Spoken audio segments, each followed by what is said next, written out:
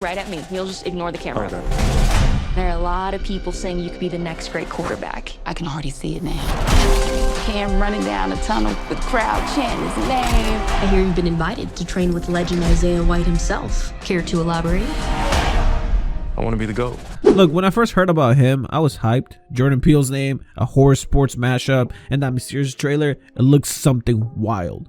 But then the reviews came out.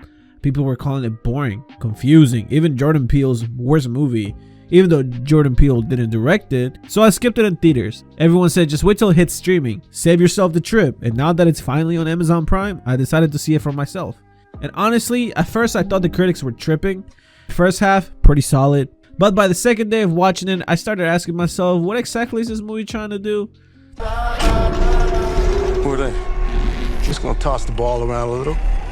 So quick background. Him is produced by Jordan Peele's Monkey Paw Productions, but directed by Justin Tippin. It stars Marilyn Wayans as Isaiah White, a washed up football legend, and Tyreek Withers as Cam, a young quarterback who idolizes him. The setup is strong. Cam gets invited to Isaiah's remote desert training camp to become the next great one, but instead of mentorship, it turns into something way darker. A psychological and supernatural nightmare about power, sacrifice, and identity. You're willing to sacrifice! So here's the thing, the movie actually starts really well. The first act hooked me completely. The atmosphere was good. The music, the tension, the mystery, it had that slow burn confidence that makes you think something deep is brewing underneath. But as I was watching, I was thinking, man, these reviewers were harsh. It's visually sharp, Wayans is killing it, and the dynamic between mentor and student feels real. The first hour had me saying, I'm standing on business for this movie. It really seemed like him was going somewhere special until it didn't. By the second half, everything just starts unraveling. The story stops building tension and starts throwing random ideas at you. Suddenly we're dealing with occult rituals, faceless masked man, and weird dream sequences that don't connect. And that's when I started to feel what the critics meant. You can tell the film wants to say something deep about greatness, fame, or the cost of ambition, but it can't decide which lane to stay in. The pacing falls apart, and scenes that should feel powerful end up feeling hollow. At one point I literally paused the movie like, wait, what are we doing right now? Are we in reality or hallucination? That's when I went from defending the movie to realizing it's not that the people didn't get it, it's that the movie didn't know what it wanted to be. Playing some football! Don't have to do this. Activate my hip. I've never been more so. And that's frustrating because the foundation was strong. It had everything it needed to be great. It just lost focus halfway through. Let me give credit where it's due. The acting is solid.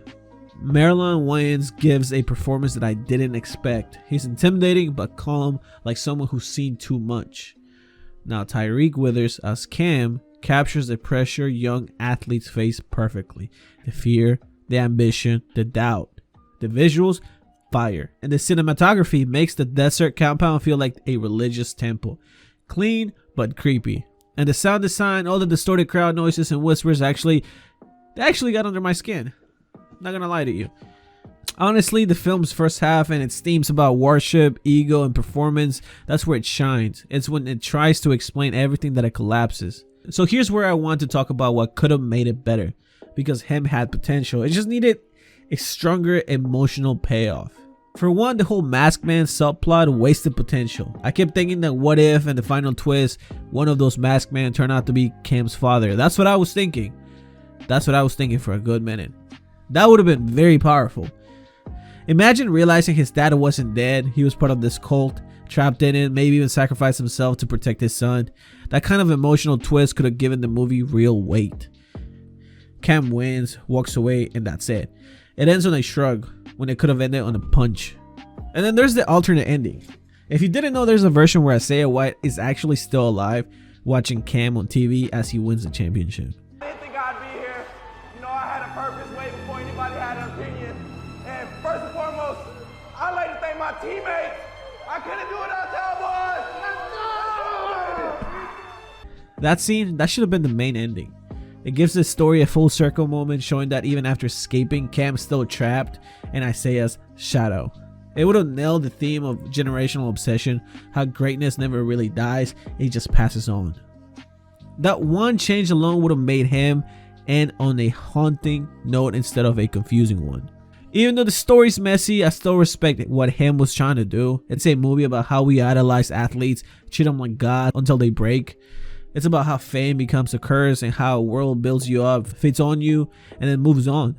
And I think deep down him wanted to explore what it meant to lose yourself chasing perfection. It just didn't land cleanly. So here's my honest take. Him is ambitious, stylish, and sometimes even brilliant, but it collapses under its own weight. It starts off strong, but loses focus, leaving you with more questions than satisfaction. The acting and visuals carry it, but the story just doesn't know where it's going. For me, I think the movie is a solid 7 out of 10 because it had potential. It was not terrible. It wasn't great. It's just one of those movies you watch once and think about it for a while and then move on. So yeah, I wanted to defend him, but by the end of the movie, I just couldn't, you know? It's still worth a watch if you're into weird horror or big swings that miss. If you saw it, let me know what you think. Let me know if you saw the alternate ending and if it worked better for you. But yeah, hey, don't forget to leave a like and subscribe, and make sure to hit that ring so you don't miss my next video, because if you do, the boogeyman's coming to get you. Get your shit together!